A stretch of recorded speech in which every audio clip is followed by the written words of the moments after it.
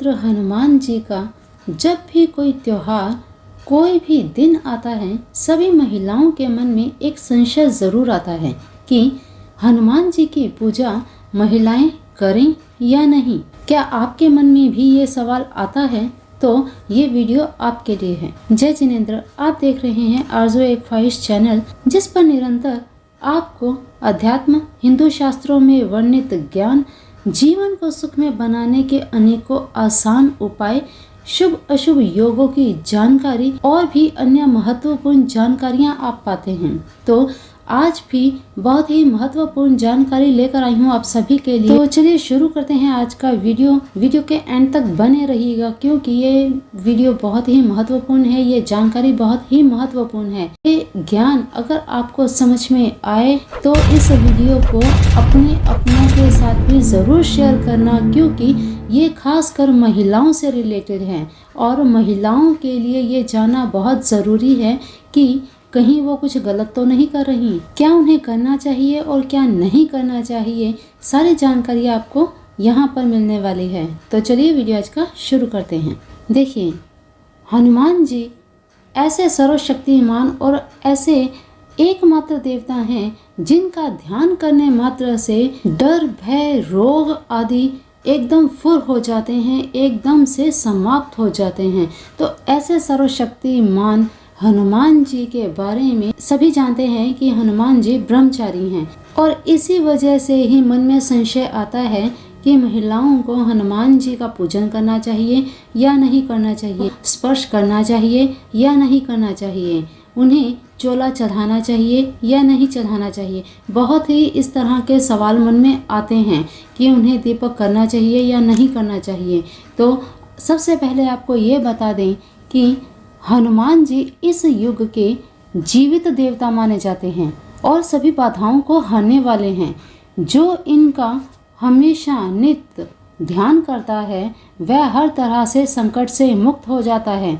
जब भी कभी आप ये बात कहेंगे कि मुझे डर लग रहा है, मुझे भय लग रहा है, अचानक से चौंक कर आप उठते हैं, तो अमूमन सभी ने, आपके बड़े बुजुर्गों ने आपको ये ज़रूर कहा होगा कि हनुमान चालीसा पढ़ लो, आपका डर, आपका भय एकदम से भाग जाएगा। तो ये बात बिल्कुल सत्य है। हनुमान चालीसा में बहुत ही ज़्यादा अथाह शक्ति है, जो कि डर, भय, रोग आदि से मुक्ति दिलाता है। तो हनुमान चालीसा महिलाएं करें या नहीं करें, यहाँ सबसे पहले आपको बता देते हैं कि हनुमान चालीसा सभी पढ़ सकते हैं, पुरुष भी और महिलाएं भी।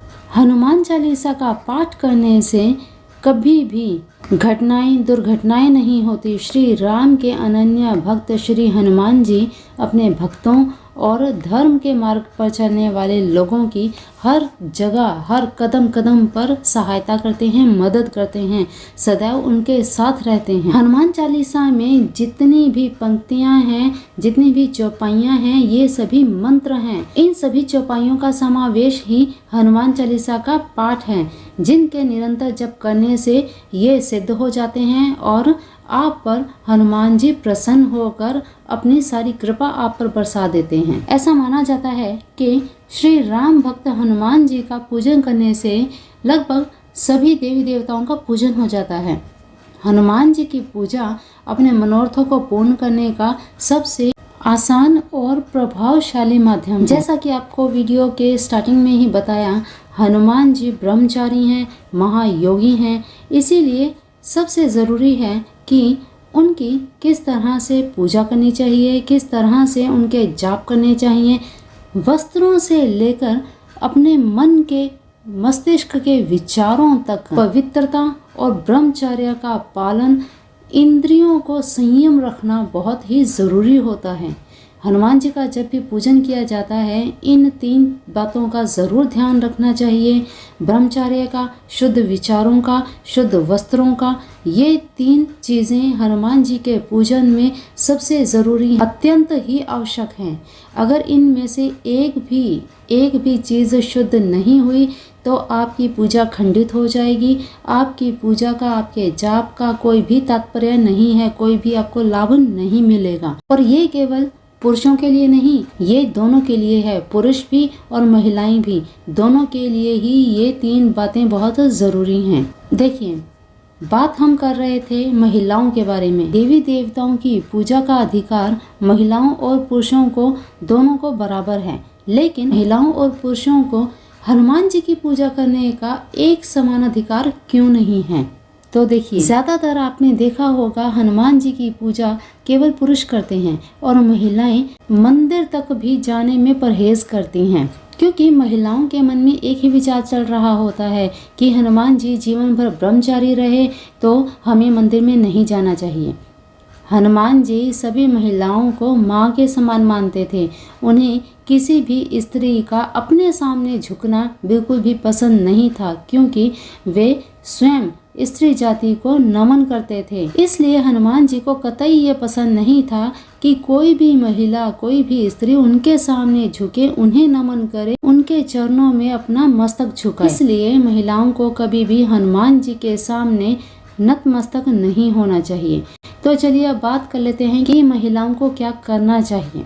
देखिए, महिलाएं हनुमान जी की पूजा में दीपक जला सकती हैं। दीपक जलाने में कोई भी संकोच नहीं करना चाहिए। फिर इसके बाद गूगल की धुनी आप दे सकती हैं। हनुमान चालीसा का पाठ कर सकती हैं। संकट मोचन, हनुमानाष्टक, सुंदरकांड आदि का पाठ भी महिलाएं कर सकती हैं। इसके बाद बात आती है भोग की। हनुमान जी का भोग क्या महिलाओं को बनाना चाहिए? क्या उन्हें भोग लगाना चाहिए? जी हाँ, हनुमान जी का भोग प्रसाद अपने हाथों से बनाकर या फिर बाजार से भी अगर आप लेना चाहें तो लेकर भगवान को भोग लगा सकती हैं। इसमें भी कोई भी संशय की बात नहीं है। बात करें मंत्रों की तो हनुमान जी के मंत्र भी महिलाएं जाप कर सकती हैं। इसमें भी कोई संशय नहीं है। मंदिर जाने में भी कभी संकोच नहीं करना चाहिए। मंदिर जाएं, हनुमान जी को दीपक भी करें, उनके सामने नतमस्तक ना हो। मंदिर में हनुमान जी की जब भी आप पूजा करें या हनुमान जी के दर्शन करें, अपने मन में श्रद्धा रखें, श्रद्धा का भाव रखें। तो इस प्रकार से हनुमान जी का दर्शन करें और उनकी पूजा अर्चना आदि करें। तो चलिए अब जानते हैं कि कौन सी ऐसी बातें हैं, कौन सी चीज़ें हैं और क्या विशेष है जो महिलाओं को नहीं करना चाहिए। हनुमान जी के लंबे अनुष्ठान महिलाओं को नहीं करने चाहिए, क्योंकि जब भी लंबे अनुष्ठान किए जाते हैं महिलाओं को पीरियड्स की समस्या आ जाती है, रजस्वला होने की समस्या आ जाती है। तो हनुमान जी ब्रह्मचारी हैं और इसलिए इन चीज़ों का आपको ज़रूर ध्यान रखता है। लंबे अनुष्ठान, लंबा उपाय, 21 दिन से ऊपर का उपाय महिलाओं को नहीं करना चाहिए।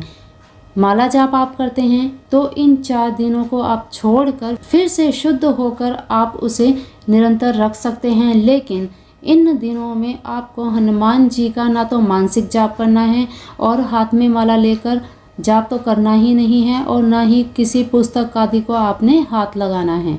इस चीज़ का विशेष आप ध्यान रखें। फिर इसके बाद घर के पुरुष भी अगर पूजा पाठ आदि करते हैं, हनुमान जी का कोई भी पाठ करते हैं, व्रत आदि करते हैं या जाप आदि करते हैं, तो घर की रजस्वला स्त्री के हाथों का बना हुआ खाना वे पुरुष कभी नहीं खाएं, क्योंकि इससे अशुद्धता आ जाती है और किया गया पूजा पाठ आदि व्यर्थ जाएगा, उल्टा उसका दोष लगेगा। तो ये कार्य भी नहीं करना चाहिए। पूजा पाठ आदि करने वाले सदस्यों को कभी भी रजस्वला स्त्री के हाथों का बना हुआ भोजन नहीं करना चाहिए। फिर इसके बाद बजरंग बाण का पाठ महिलाओं को नहीं करना चाहिए।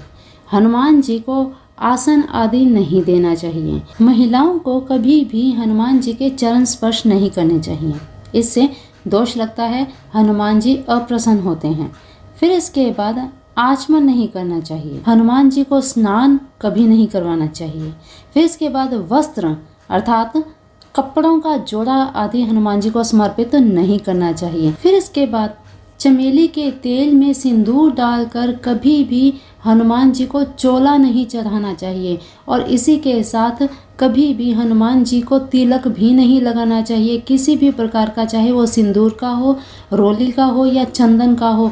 कोई भी तिलक महिलाओं को हनुमान जी के नहीं करना चाहिए। हनुमान जी के चरणों से स्वयं सिंदूर का तिलक लेकर महिलाओं को अपने मस्तक पर नहीं लगाना चाहिए। जब भी आपको सिंदूर का तिलक करना हो, घर के किसी पुरुष सदस्य के हाथ से तिलक लेकर ही करें। फिर इसके बाद हनुमान जी को स्पर्श करने वाले कोई भी कार्य महिलाओं को नहीं करने चाहिए। सबसे महत्वपूर्ण, दंडवत प्रणाम महिलाओं को कभी नहीं करना चाहिए, और केवल हनुमान जी के सामने ही नहीं, कभी भी महिलाओं को दंडवत प्रणाम करना ही नहीं चाहिए। बहुत से स्थानों पर जैसे वैष्णो देवी जाते हैं, बहुत सी महिलाएं दंडवत प्रणाम लंबे लेट कर प्रणाम करती हैं, तो ये बिल्कुल गलत है। ये बिल्कुल भी नहीं करना चाहिए। मंदिर में जाएं या कहीं पर भी जाएं, अपने घर में आप पूजा पाठ करती हैं, लेकिन दंडवत प्रणाम कभी नहीं करना चाहिए। इस बात का विशेष ध्यान रखें। दंडवत प्रणाम केवल और केवल पुरुष ही कर सकते हैं, पुरुषों को ही करना चाहिए। फिर इसके बाद जनेऊ यज्ञोपवीत, महिलाएं कभी भी हनुमान जी को जनेऊ अर्पित नहीं कर सकती, उन्हें बिल्कुल भी नहीं करना चाहिए। फिर इसके बाद हनुमान जी को चाहे वो पीपल के पत्ते हों, तुलसी के पत्र हों, कोई भी माला हनुमान जी के गले में उनको अर्पित नहीं करनी चाहिए। ये सभी कार्य पुरुषों को ही करने चाहिए। तो ये थी कुछ विशेष बातें जिनका हर महिला को ध्यान रखना चाहिए।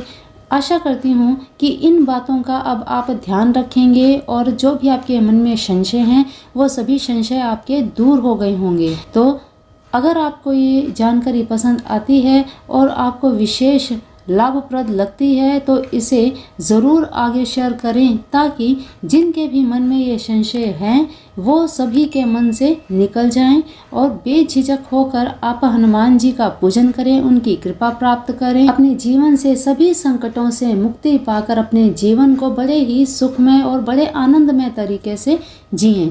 तो चलिए, आज के लिए विशेष जानकारी यही थी। मिलते हैं फिर एक नई वीडियो में नई जानकारी के साथ। तब तक के लिए अपना ध्यान रखिए, मस्त रहिए, स्वस्थ रहिए और अपने अपनों का भी ध्यान रखिए। और हाँ, चैनल पर अगर आप पहली बार विजिट कर रहे हैं तो चैनल को सब्सक्राइब करके बेल आइकन ज़रूर प्रेस कर लीजिएगा, क्योंकि इसी तरह की इंफॉर्मेटिव नॉलेज आपको यहाँ पर आगे भी मिलती रहेगी। और पर्सनली आप कुछ पूछना चाहें तो इंस्टाग्राम, फेसबुक और टेलीग्राम पर आप मुझे कांटेक्ट कर सकते हैं, वहाँ पर भी आप मुझे फॉलो कर लीजिए। तो अभी के लिए देते हैं वाणी को विराम। अगली वीडियो में क्या खास होगा इसका इंतजार करते हुए जय जिनेंद्र।